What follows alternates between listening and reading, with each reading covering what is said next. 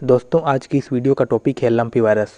Lumpy virus जानवरों के लिए महामारी बन चुका है। ये वायरस हमें साल 2020-21 के कोरोना वायरस के आतंक की याद दिला देता है। फ़र्क सिर्फ इतना है कि कोरोना वायरस इंसानों के लिए काल बना था और लंपी वायरस जानवरों के लिए और ख़ास तौर पर गायों जैसे पशुओं के लिए खतरनाक बन चुका है। भारत में इस वायरस से अब तक 70,000 पशुओं की डेथ हो चुकी है और ये जानलेवा वायरस अब तक राजस्थान, हरियाणा, पंजाब, महाराष्ट्र, उत्तर प्रदेश, झारखंड, हिमाचल प्रदेश और गुजरात जैसे राज्यों तक फैल भी चुका है। इस वायरस का इतनी तेज़ी के साथ भारत के अलग अलग राज्यों में फैलना हमें अलर्ट होने को कह रहा है। साथ ही इन आंकड़ों से ये भी समझने की ज़रूरत है कि अगर समय रहते इस वायरस की रोकथाम ना की गई तो ये वायरस पूरे भारत में तबाही ला सकता है। और क्योंकि भारत गाँवों का देश है और हर गाँव में, यहाँ तक कि उत्तर प्रदेश, मध्य प्रदेश, राजस्थान, बिहार जैसे राज्यों के शहरों में भी गाय बैल हमें हर तरफ देखने को मिलते हैं। ऐसे में और भी ज़्यादा ज़रूरी है कि लंपी वायरस की रोकथाम जल्द से जल्द की जाए। अब सबसे पहले बात करते हैं लंपी वायरस आखिर है क्या। लंपी वायरस एक स्किन डिजीज यानी कि त्वचा रोग है जो कि कैप्री पॉक्स वायरस, जो पॉक्सविरिडे फैमिली का होता है, उसके कारण होता है। चलिए अब ये जानते हैं कि ये वायरस आखिर फैलता कैसे है। लंपी वायरस मच्छर या फिर खून पीने वाले कीड़ों से फैलता है। आमतौर पर गाय या फिर भैंस के तबेलों में कई दिनों तक पड़े रहने वाले खाद और दूषित पानी में पनपने वाले मच्छरों से यह वायरस फैलने का खतरा होता है। वहीं अगर रोकथाम की बात की जाए तो लंपी वायरस की रोकथाम के लिए अभी इनिशियली 3 तरह की वैक्सीन का यूज किया जा रहा है। इनके नाम है goat pox, sheep pox and lumpy pox. Goat pox बकरियों में होने वाली पॉक्स की रोकथाम के लिए उपयोग में लाई जाती है।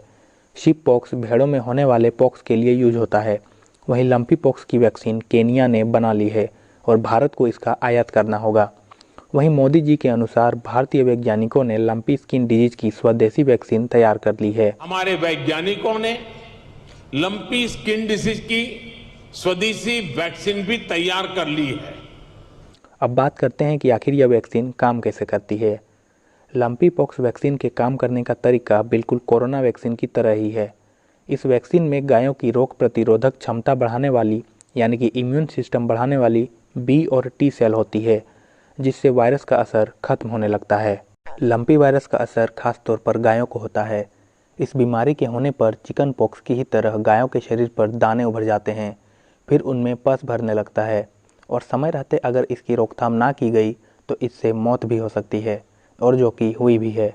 लंपी वायरस की चपेट में आने से अब तक भारत में 70,000 गायों की मौत हो चुकी है। नेशनल सेंटर फॉर बायोटेक्नोलॉजी के अकॉर्डिंग इस वायरस के लक्षणों में पायरेक्सिया, आसान भाषा में कहें तो बुखार, एनोरेक्सिया यानी कि भूख न लगना, डायसगैलेक्टिया यानी स्किन इन्फेक्शन और निमोनिया शामिल है। अगर आपके आसपास की गायों में इस तरह के लक्षण दिखे तो आपको अलर्ट हो जाने की ज़रूरत है। हिमाचल प्रदेश और पंजाब ने तो केंद्र सरकार से लंपी वायरस के खिलाफ कड़े कदम उठाने का आग्रह किया है। हिमाचल प्रदेश गवर्नमेंट ने तो सेंटर से लंपी डिजीज़ को एक एपिडेमिक यानी कि आपदा घोषित करने की रिक्वेस्ट तक की है। अब सवाल ये उठता है कि लंपी वायरस आखिर आया कहाँ से। लंपी वायरस लगभग 30 से 35 साल पहले अफ्रीका में पाया गया था। बीते 10 से 15 सालों में इसने दक्षिण अफ्रीका के घाना सहित अन्य इलाकों में महामारी का रूप ले लिया था। 3 साल पहले यह वायरस पहली बार भारत में पाया गया था। अब अगर लंपी वायरस गायों को अपनी चपेट में ले रहा है तो ये सवाल ज़रूर उठता है कि क्या गायों का दूध पीना सही है या फिर नहीं। दोस्तों, लंपी वायरस का असर गाय के दूध, गोबर और यूरिन में भी होता है।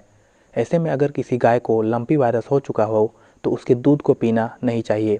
साथ ही अगर आपके घरों में कहीं बाहर से दूध आता है तो उसे लंबे समय तक उबालें ताकि दूध के सारे वायरस मर जाएं।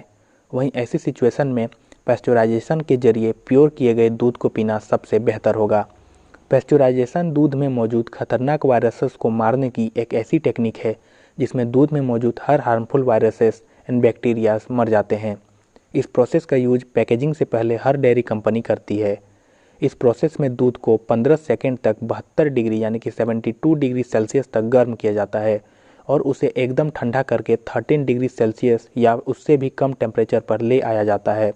ऐसा करने से दूध में मौजूद हर हार्मफुल वायरसेस एंड बैक्टीरियाज मारे जाते हैं। अब सवाल ये उठता है कि क्या इंसानों को इससे खतरा है। लंपी वायरस से इंसानों को कोई भी खतरा नहीं है। ये सिर्फ जानवरों से जानवरों में फैलने वाला वायरस है। ऐसे में यह बहुत ज़रूरी है कि जिस जानवर को यह हुआ है उसे बाकी के जानवरों से अलग रखा जाए। तो ये थी आज की हमारी वीडियो लंपी वायरस के ऊपर। आशा करते हैं कि लंपी वायरस से संबंधित आपके सारे डाउट अब क्लियर हो चुके होंगे। अगर ये वीडियो आपको अच्छी लगी तो वीडियो को लाइक कीजिएगा और चैनल को भी सब्सक्राइब जरूर कर दीजिएगा। धन्यवाद।